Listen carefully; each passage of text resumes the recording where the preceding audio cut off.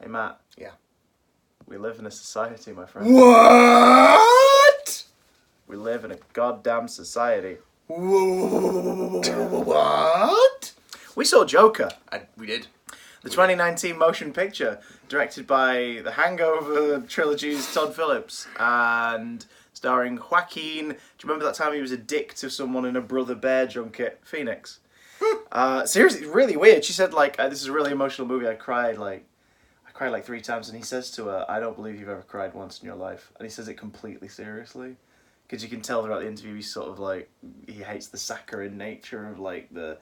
I saw the movie. It's incredible. So yeah, he hates that sort of shit, which is why he definitely said yes to doing a motion picture based on the most popular fictional villain of the 20th and 21st century.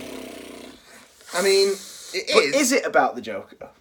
I mean, Sorry. kind of. Someone fell over. I'm just going to pick them up. Oh. Talk over my beautiful elbow. Kind of. It's kind of about. It's kind of about the Joker. It's this is a movie which I didn't hate. I quite liked a lot of it. Yeah, let's get this off the bat. But You're much warmer on this. I'm not going to defend it. I don't think it's that good. But As a piece of entertainment, you found stuff to be entertained by. it would be a much better and more compelling movie if it wasn't called Joker. It's the Child's Play problem. Yeah, It's Child's Play the same problem 2019. as Child's Play 2019. Like, every time Child's Play 2019 was good was when it wasn't trying to be a Child's Play remake. Yeah. And every time I enjoyed this, it was the moments where it didn't rely on the iconography of the Joker or Batman. This is not a Batman movie. This is a not very good remake mashup, as far as I'm concerned. Opinion is subjective. Art is subjective. Comedy is subjective. Yeah, we know, Todd. It's a not very good remake mashup of King of Comedy and Taxi Driver. Basically. It's a movie steeped in the timeless era settings of Batman '89 and the animated series, but also keeps reminding you it's set in 1981 because Todd Phillips wants you to think you're watching a Scorsese movie. As you very eloquently put in the cinema. There's also a bit there's a scene where the 1% are watching a Charlie Chaplin movie in Yeah. a big grand movie house. Yeah. And I turned to you and I went, "Why is this not just set in the 30s?" And you went, "Because Todd Phillips wants you to think it's a Scorsese film." I was Yeah. like, "Oh yeah, good He wants point." you to know that he really likes Martin Scorsese. Yeah, everything on the television, bar the chat show, everything you ever see a character watch in this movie is like an old 30s or 40s black and white comedy or musical. So it's like, and that would have made it interesting. I think I would have accepted it even with the Joker trappings more if it was set in the 30s. If it was a story of this sort of thing going on in the 30s or 40s, that'd at least be different. You don't really see movies with violent acts of sort of psychopathy feels wrong. Because my main problem with the movie really is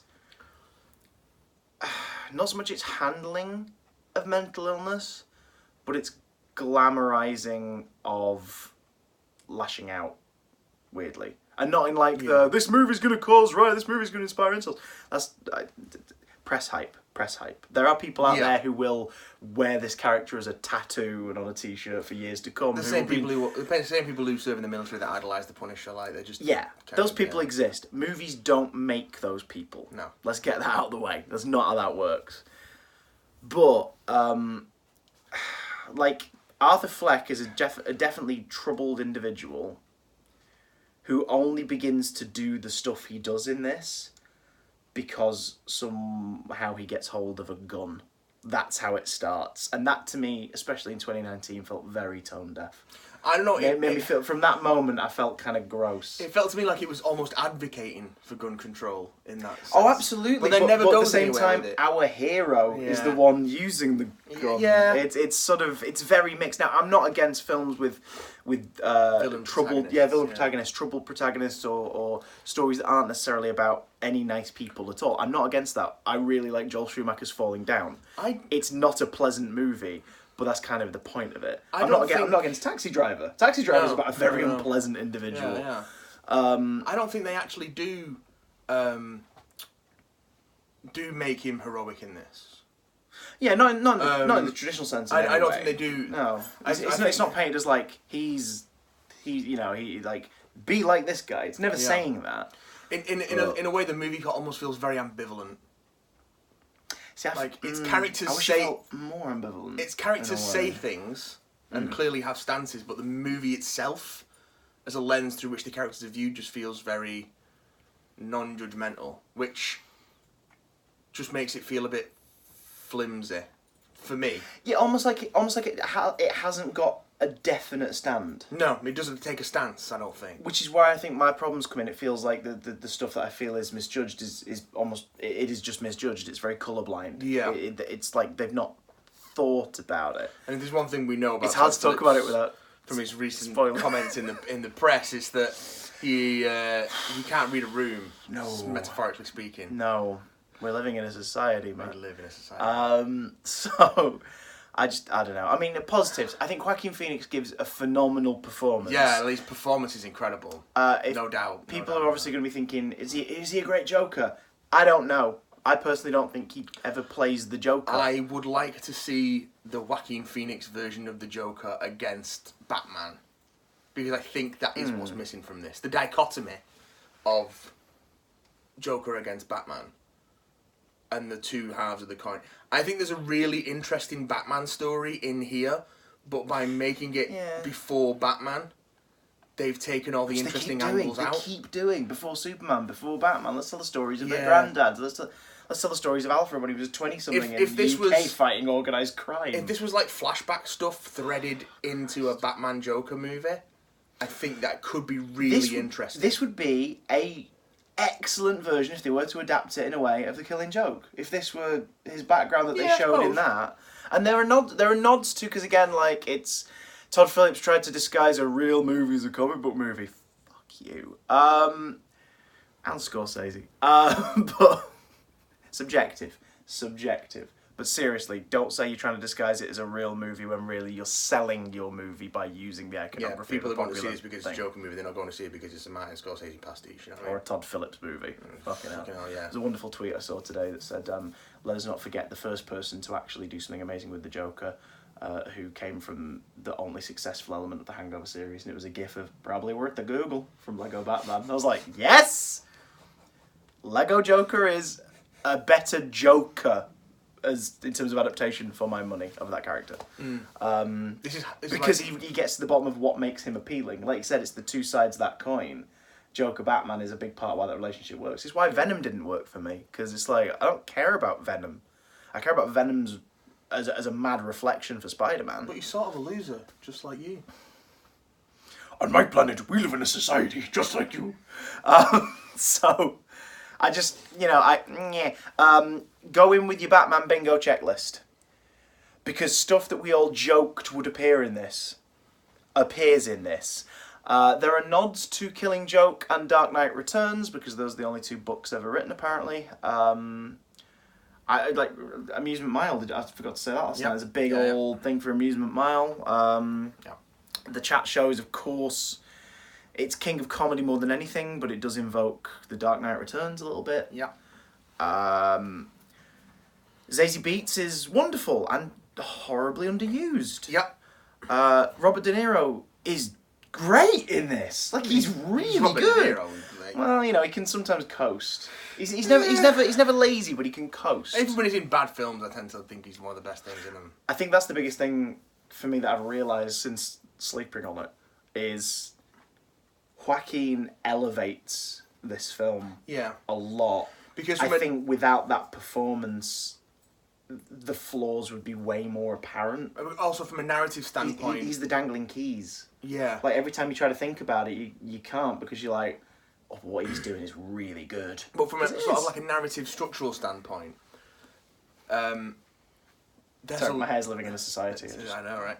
There's a thing. There's plot threads which just get abandoned, and plot threads that are unnecessary. Yeah. Like, you could cut a couple of major plot lines like this, and it just wouldn't make any difference. And I guess, you know, messy narratives are not necessarily a bad thing, but I just don't think this one's particularly compelling. Messy narratives from an unreliable narrator can work really well. Which they sort of play within this, but don't not really enough. stick the landing. Yeah, they don't do it enough for it to count. Yeah.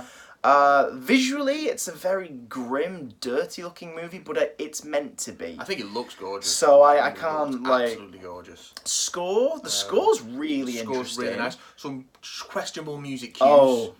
But again, we'll get into those and their placements. Let's the give podcast later royalties this to week. a file. Yeah. So yeah, it's a bit of a weird one. yeah, that's sticking it to the man. That's why they did that. Let's be honest. They're sticking it to the man. I who doesn't like children being abused. I don't love it. I'm not with the the portion of the press who are falling over themselves to give this movie all the oral sex in the world. That's what Minnie thinks of it. She's got grass on her nose. Yeah. She's taken to drugs. There's an awful That's lot, what Joker did. It turned my baby to drugs. An awful lot of the critical discourse is like, this is incredible, it's the film of the year, and I don't think it's that good. No. Like, it's got a really strong central better films performance, but Oscar contender, maybe for Joaquin. it'll get Maybe Oscar for Joaquin. because this is the case of like, they've legitimized comic book movies. It's like, fuck off. They just made I'm sorry. Scorsese pastiche. Superman the movie in '78. It's a Scorsese pastiche in Joker makeup. Like that's what it is. Yeah. And as a Batman film, if you are looking at it, because the thing is, it's not a Batman film. That's why Joaquin's been very thinky about that in interviews. Yeah. He didn't sign on to play the Joker. He signed on to play this character in this movie. Which, you know, I wonder if there's an earlier draft of this which didn't have any of the Batman shit in it at all. And it's been hijacked and incorporated into it, like Tarzan.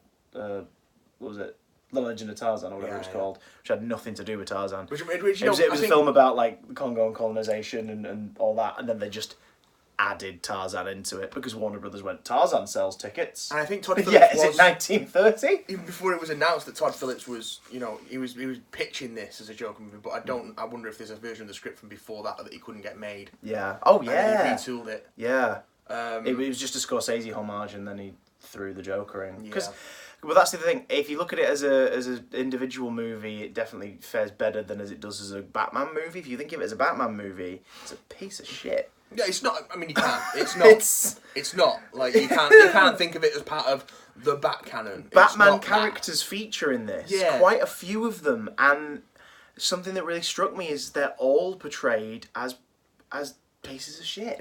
They're all horrible Everyone people. is awful in this movie. No spoiler, Bruce Wayne is in it. You see him in the trailer. He's the little kid.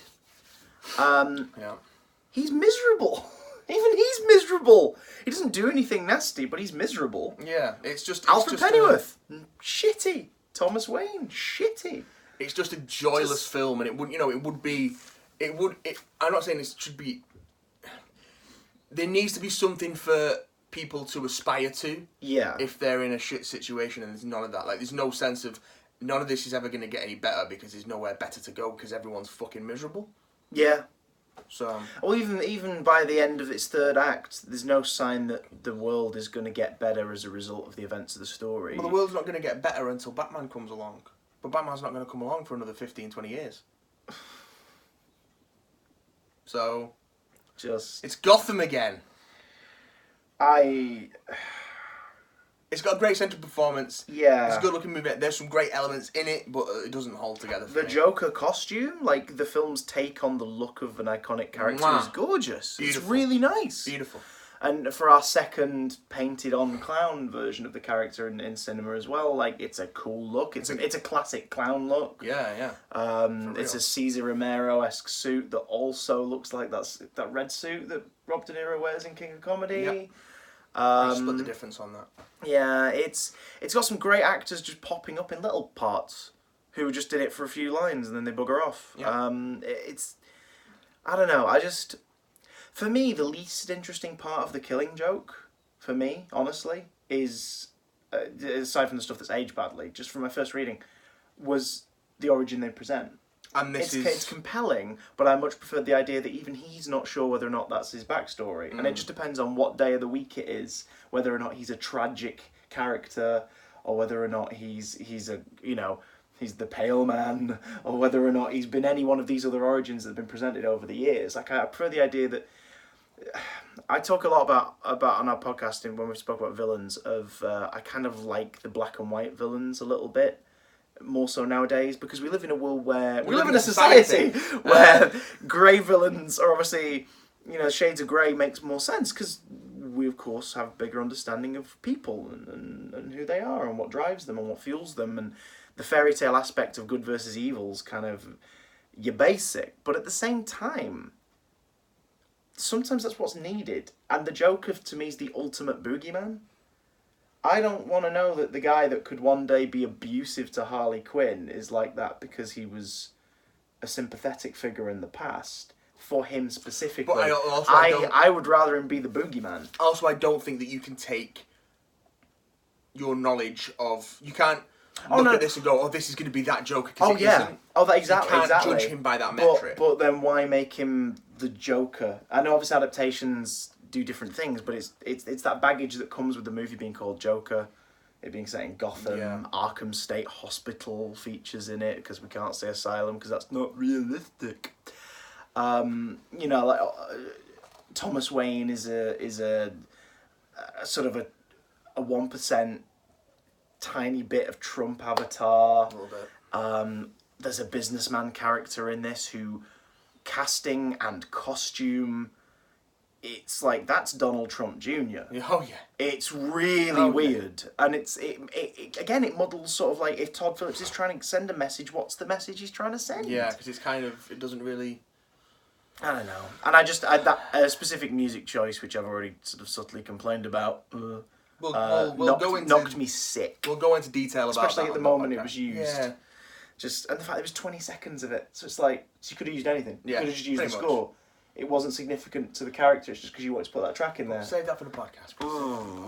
Yeah. Which will be coming later this week. Our Joker, episode 172 of Big Damn Cast, will be a spoilers all-in session on the Joker, plus other news and trailers from this week. So if you want to hear it, then subscribe to us on iTunes, subscribe to us on Spotify, follow us home sometime. You know, we've got we got Robert De Niro on the TV, and we can watch our mother together. You want to do that? See, we live in a society, folks.